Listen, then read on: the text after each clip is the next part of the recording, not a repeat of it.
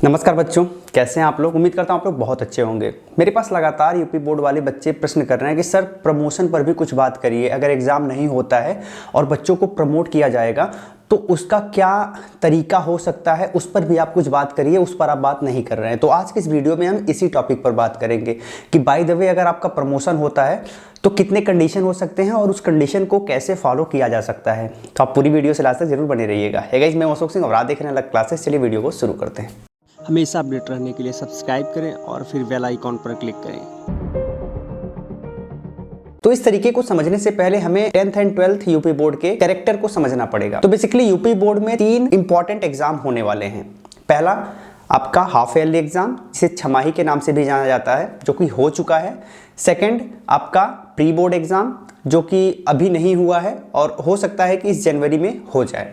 और third exam है board exam. ये 3 एग्जाम होने वाले हैं और उन 3 एग्जाम की भूमिका आपके रिजल्ट में बहुत ज्यादा इंपॉर्टेंट होने वाली है, लेकिन वो कंडीशन पे डिपेंड करेगा। तो क्या कंडीशन हो सकता है, तो हम सबसे पहले ये जानेंगे। तो हम सबसे पहली कंडीशन को समझने का प्रयास करेंगे। हमारी पहली कंडीशन ये है कि हम मान के चलते हैं कि हमारा बोर्ड एग्जाम भी नहीं हुआ और हमारा प्री बोर्ड एग्जाम भी किसी कारणवश नहीं हो पाया। अब हमारे पास केवल एक डाटा है, जो कि छमाही का डाटा है, हाफ ईयरली का डाटा है। तो क्या हो सकता है गाइज, इस कंडीशन में प्रीवियस ईयर का फॉर्मूला फॉलो किया जा सकता है।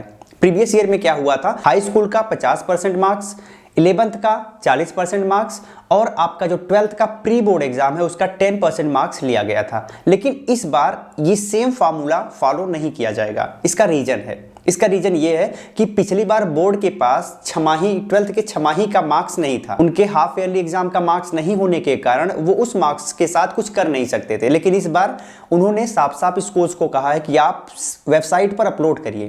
तो अब बोर्ड के पास छमाही का डाटा है, यानी जो हाफ ईयरली एग्जाम हुआ उसका डाटा है। तो अब उस डाटा का भी बोर्ड यूज करेगा।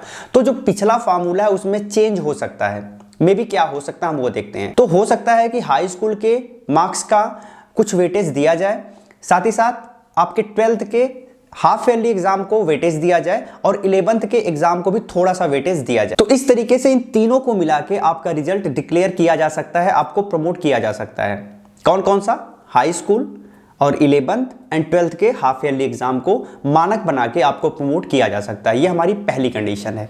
हमारी दूसरी कंडीशन क्या हो सकती है हम वो जानते हैं।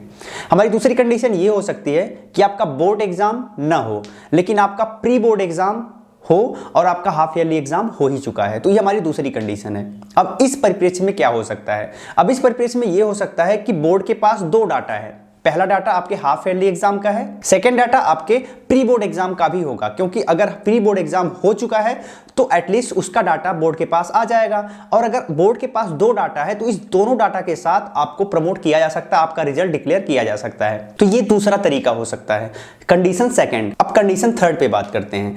कंडीशन थर्ड हमारी ये है कि आपका हाफ ईयरली एग्जाम भी हो जाएगा, प्री बोर्ड एग्जाम भी हो जाएगा और बोर्ड एग्जाम भी हो जाता है। तो क्या हो सकता है, तो गाइस अगर आपका बोर्ड एग्जाम होगा तो फिर आपका रिजल्ट उसी बोर्ड एग्जाम के बेसिस पर ही डिक्लेयर किया जाएगा, फिर और किसी थर्ड एग्जाम को मानक नहीं बनाया जाएगा। ठीक है, तो ये आपको ध्यान रखना है।